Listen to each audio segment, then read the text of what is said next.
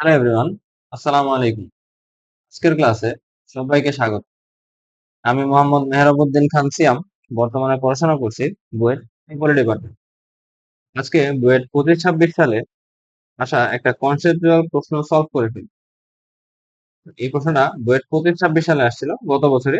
তো প্রশ্নে কি বলছে যে একটি 3 কেজি ভরের চাক থেকে দুটি রশির সাহায্যে ঝুলিয়ে রাখা হয়েছে। রশি দুটি আনুভূমিকের সাথে যথাক্রমে 45 ডিগ্রি ও 60 ডিগ্রি কোণ উৎপন্ন করে আছে। যদি প্রতিটি রশি সর্বোচ্চ 200 নিউটন টান সহ্য করতে পারে, তবে রশি দুটি না ছিঁড়ে এমন সর্বোচ্চ কয়টি চাকতি একসাথে ঝোলানো যায়?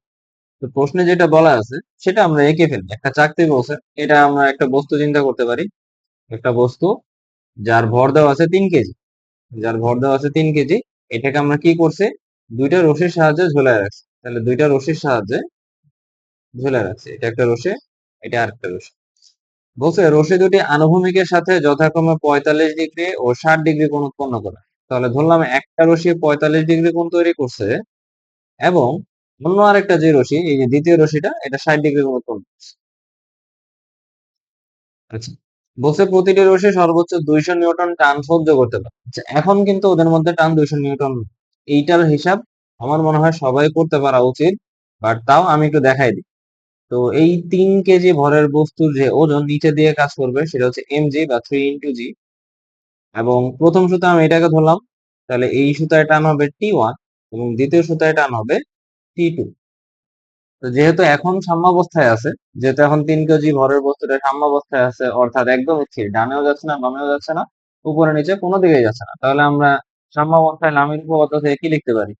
এই যে T1 ডিভাইড বাই সাইন, যে T1 যেই বরাবর কাজ করতেছে বা T1 যেই ভেক্টর, বাকি দুইটা ভেক্টরের বা T1 ছাড়া অন্য দুইটা ভেক্টরের মধ্যবর্তী কোণ, তো T2 আর 3 × g এর মধ্যবর্তী কোণ কত, এটা বের করা যাবে? অবশ্যই যাবে। একটু যদি আমরা জ্যামিতির সাহায্য নেই এদিকে, তাহলে আমরা খুব ইজিলি বের করতে পারবো। এদিকে একটা আনুভূমিক লাইন টানি। তো এটা যদি 45 ডিগ্রি হয় বা এটা যদি 60 ডিগ্রি হয়, সরি এটা যদি 60 ডিগ্রি হয়, তাহলে এটাও 60 ডিগ্রি এবং এটা তো 90 ডিগ্রি। তাহলে 90, 60, 150 ডিগ্রি। তো এখানে কত হবে? T1 by sine 150 equals to T2 T2 divided by T2 যখন নিব তখন T1 এবং 3G বা বাকি দুইটা ভেক্টরের মধ্যবর্তী কোণ, তাহলে এই কোণটা কত হবে? এই যে এখানে যেভাবে বের করছে, তো এটা হবে 90 প্লাস 45, 90 প্লাস 45, তার মানে কত আসে? Sine T2 by sine 135 degree. এখান থেকে আমরা একটা অ্যাপ্রক্সিমেশন পেয়ে যাব যে T1 আর T2 এর মধ্যে কে বড় কে ছোট। তো এখান থেকে আমরা যদি T2 বাই T1 বের করি, তাহলে আসে সাইন 135 ডিভাইড বাই সাইন 150। তো এটা যদি হিসাব করি, এটা গ্রেটার দেন 1 আসে। অর্থাৎ এখান থেকে আমরা বলতে পারতেছি যে T2 গ্রেটার দেন T1। অর্থাৎ এই অবস্থায় যদি একটা রশিকে অলওয়েজ 45 ডিগ্রি কোণে রাখা হয় এবং আরেকটা রশিকে অলওয়েজ 60 ডিগ্রি কোণে রাখা হয়, এবং যেই বস্তুই আমি ঝুলাই না কেন সর্বদাই T2 বেশি হবে, তাহলে আমি যদি একটার পর একটা বস্তু বাড়াইতে থাকি, T2 বাড়তে থাকবে, T1 ও বাড়বে, বাট T2 অলওয়েজ T1 এর চেয়ে বড় হবে। আচ্ছা, এই আইডিয়াটা আমরা এখান থেকে পাইলাম।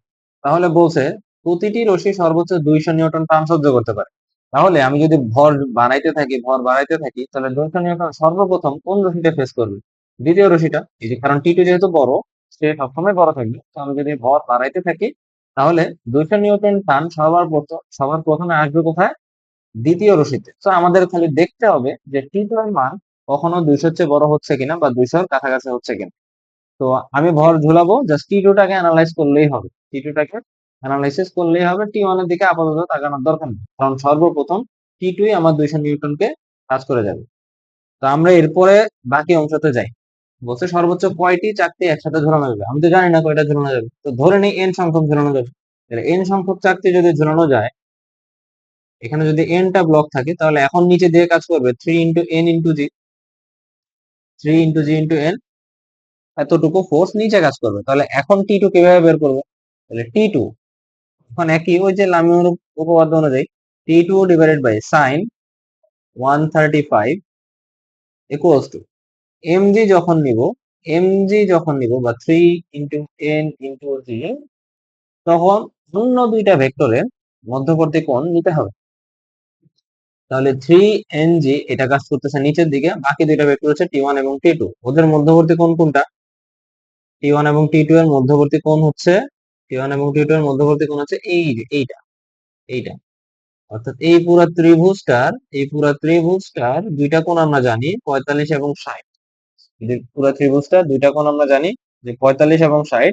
বাকি কোণটা বের করলেই কাজ হয়ে যাবে। তাহলে বাকি কোণটা কত আছে? 180, তিন কোণের সমষ্টি 180 মাইনাস 45 মাইনাস 60, এটা আসতেছে হচ্ছে 75 ডিগ্রি। এটা আসতেছে 75 ডিগ্রি।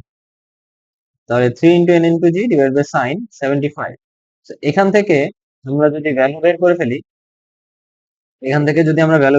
টি টু কত বসাবো? টি টু বসাবো কত? টি টু বসাবো 200। অর্থাৎ ম্যাক্সিমাম সে 200 নিতে পারবে, 200-র বেশি তো সে আর নিতে পারবে না। তো 200 যখন নিবে তখন কতটা ভর লাগতেছে বা কতটা ব্লক লাগতেছে, কতটা চাকতি লাগতেছে, এটা আমরা বের করতে চাই।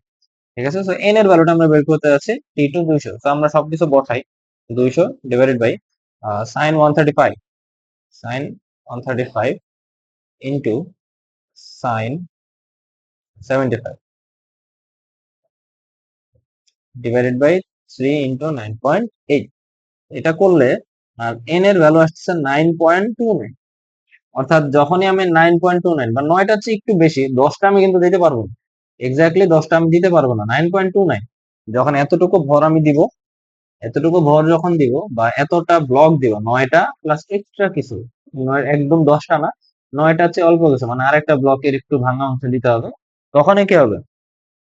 সেটা না ছিঁড়ে এমন সর্বোচ্চ কয়টি চাকতি একসাথে ঝুলানো যাবে? সর্বোচ্চ 9টা ঝুলানো যাবে। ঠিক আছে, সর্বোচ্চ 9টি চাকতি ঝুলানো যাবে। যখনই আমি 10টা ঝুলাই দিব তখনই কিন্তু চেয়ার এই 200 নিউটন টান সহ্য করতে পারবেন। তো সর্বোচ্চ 9টি চাকতি ঝুলানো যাবে দুইটা রশির সাহায্যে। সর্বোচ্চ 9টি চাকতি ঝুলানো যাবে। আর বাকি সে এক্সট্রা কিছু নিতে পারবে, বাট আমি যখনই 10 নম্বর চাকতিটা দিব তখনই কিন্তু দ্বিতীয় 2 নম্বর যে সূত্র সেটা কিন্তু ছিঁড়ে যাবে। তো এই ম্যাথের অ্যান্সার ছিল এটা, একটু কনসেপচুয়াল ছিল। সো হোপফুলি আমরা সবাই বুঝতে পারছি। আজকের ক্লাস এই পর্যন্তই। আল্লাহ হাফেজ, আসসালামু আলাইকুম।